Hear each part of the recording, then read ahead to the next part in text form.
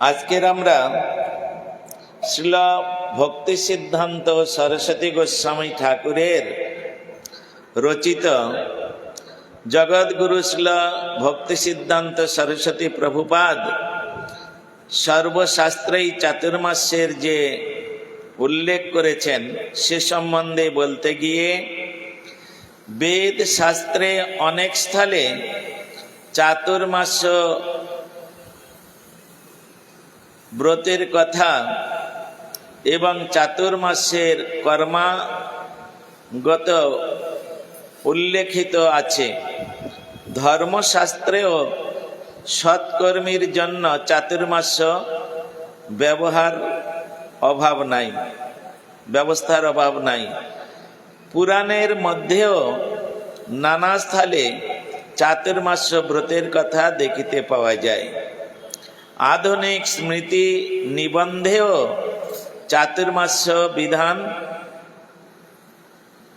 পরমার্থী ও স্মার্তগণের অপরিচিত নহে। পরমার্থ স্মৃতি শ্রী হরিভক্তি বিলাস অথবা রঘুনন্দনের কৃত্য তত্ত্বের ও আমরা চাতুর্মাস্য ব্রতের কথা দেখিতে পাই। একদণ্ডী ও ত্রিদণ্ডী সকলের জন্যই চাতুর্মাস্য ব্রত। কর্মকাণ্ডীয় বিচারেইও যে কেবল চাতুর্মাস্য ব্রতের কথা বলা হইয়াছে এরূপ নহে। কাঠক গৃহ্য সূত্রে আমরা জ্যোতিধর্ম নিরূপণে পাঠ করি যে এক রাত্রং বসেদ গ্রামে নগরে পঞ্চরাত্রকম বর্ষাভ্য অন্যত্র বর্ষাসু মাসাংশ্চ চতুর বসেত। বলছেন একদণ্ডী ও জ্ঞানীগণ এই ত্রিদণ্ড ভক্তগণ উভয়েই চাতুর্মাস্য ব্রত ধারণ করেন। তাহলে সকলেই কি গৃহস্থ যারা হরিনাম করে না, যারা হরিভজন করে না, তারাও এই চাতুর্মাস্য করতে তাদেরকে বলা হয়েছে। উভয়েই চাতুর্মাস্য ব্রত ধারণ করেন। শ্রী শঙ্কর মতালম্বী গণের মধ্যে চাতুর্মাস্য ব্রতের ব্যবস্থাও রয়েছে। শ্রীল ভক্তি সিদ্ধান্ত সরস্বতী গোস্বামী বলছেন, শ্রী ভগবান গৌর সুন্দর চাতুর্মাস্য উপস্থিত হইলে কাবেরীতে শ্রীরঙ্গ মন্দিরে 4 মাস কাল বাস করিয়াছিলেন। শ্রী গৌড়ীয় ভক্তগণ 4 মাস কাল লীলাচলে শ্রী গৌরপাদ পদ্মে প্রত্যেক বৎসরেই গমন করিতেন এবং তথায় তাহাদের অবস্থানের কথা লীলা লেখকগণের গ্রন্থে দেখিতে পাওয়া যায়। 4 প্রকার আশ্রমেই চাতুর্মাস্য ব্রত গ্রহণের ব্যবস্থা রয়েছে। কষ্টসাধ্য বলিয়া ওই সকল প্রাচীন রীতি ক্রমশ সমাজ বক্ষ হইতে সুদূরে চলিয়া যাইতেছে। চাতুর্মাস্য ব্রত একটু কষ্টকর ব্যাপার, বিশেষ করে 3 মাস কোনো কষ্ট নেই, কিন্তু কার্তিক মাসটা একটু কষ্টদায়ক। এই জন্য বলছেন এই যে প্রাচীন রীতি ধীরে ধীরে সুদূরে চলিয়া যাইতেছে। ফলকামী কর্মীগণে অথবা নিষ্কাম ভক্ত সম্প্রদায়ে ব্রত পালনের অনুষ্ঠান কিছু কিছু ভিন্ন হইলেও ব্রতের সমান হিন্দু মাত্রেরই সকলেই করিয়া থাকেন। যিনি হিন্দু হবেন তাহাকে এই ব্রতটা অবশ্যই পালন করতে হবে। তিনি গৃহস্থ হোক, তিনি বনবাসী হোক। বনবাসী মানে বনে বাস করে, বনবাসী বনে বাস করে, কিন্তু 4টে আশ্রম আছে। বর্ণাশ্রম ধর্মে বর্ণ এবং আশ্রম 4টে আশ্রম হচ্ছে গৃহস্থ, বানপ্রস্থ, ব্রহ্মচর্য, সন্ন্যাস।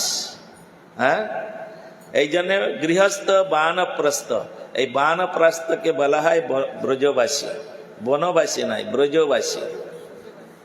হ্যাঁ, তো এই জন্য এই চারটে হচ্ছে আশ্রম, আর চারটে বর্ণ, ব্রাহ্মণ, ক্ষত্রিয়, বৈশ্য এবং শূদ্র।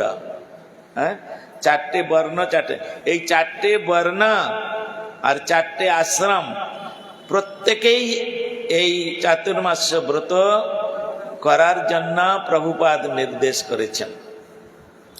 আমরা যদি এই চাতুর্মাস্য ব্রত পালন না করি, তাহলে হরিভক্তি বিলাসে শ্রীল গোপাল ভট্ট গোস্বামী তিনি বলছেন, জীবন অপি মৃতস্য চ,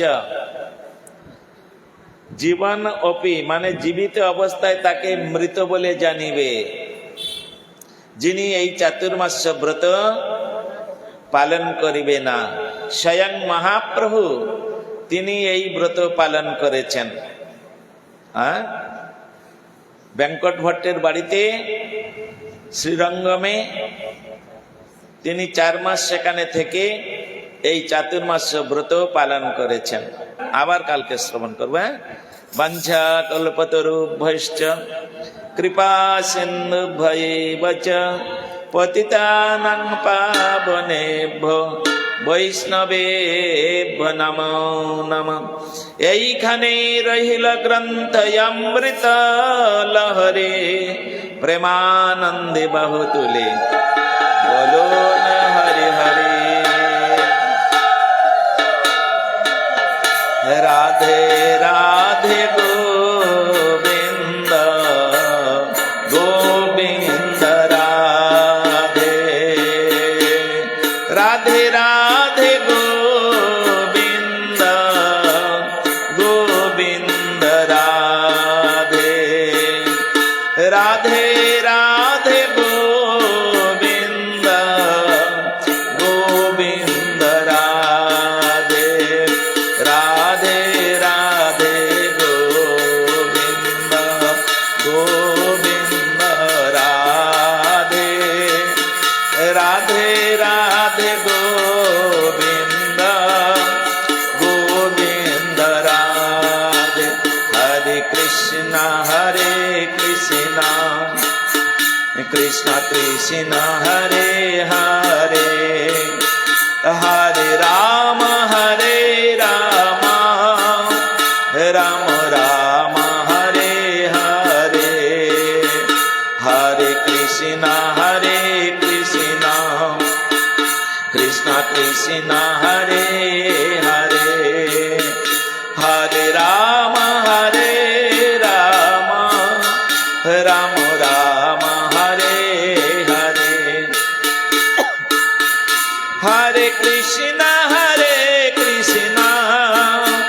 কৃষ্ণ কৃষ্ণ হরে হরে, হরে রাম রাম রাম হরে হরে, হরে কৃষ্ণ কৃষ্ণ কৃষ্ণ হরে হরে, হরে রাম রাম রাম হরে হরে।